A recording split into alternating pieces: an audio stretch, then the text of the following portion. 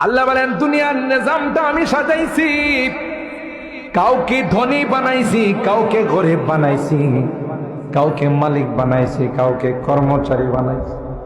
কেউ সিএনজি চালক, আবার কেউ সিএনজির প্যাসেঞ্জার, কেউ চালক, কেউ প্যাসেঞ্জার, কেউ অটো চালায়, কেউ আবার প্যাসেঞ্জার, কেউ দোকানের মালিক, কেউ দোকানের কর্মচারী, আবার কেউ কাস্টমার। আল্লাহ কয় নিজামটা সুন্দর করে আমি আল্লাহ সাজাইছি।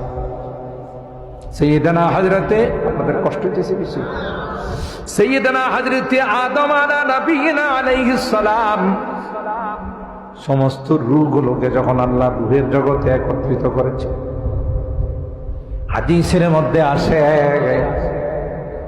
আল্লাহ আদমকে বললেন, আদম তাকাইয়া দেখো, ডাইনে বামে সামনে তাকাইয়া দেখো, যা দেখতেছো সবাই হবে তোমার সন্তান। সুবহানাল্লাহ। হযরতে আদম দেখলেন কেউ সুন্দর, কেউ কালো, কেউ লম্বা, কেউ খাটো, কেউ ধনী, কেউ গরিব, কেউ মালিক, কেউ কর্মচারী।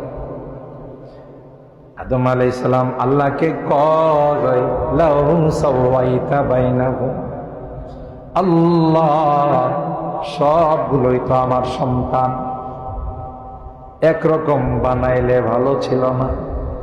কাউকে লম্বা বানাইছেন, কাউকে খাটো বানাইছেন, কেউ কৃষ্ণাঙ্গ, কেউ শ্বেতাঙ্গ, কেউ কালো, কেউ ধলো, কেউ ধনী, কেউ গরিব, কেউ মালিক, কেউ ফকির, কেউ আমি। কথা বলেন ঠিক কিনা?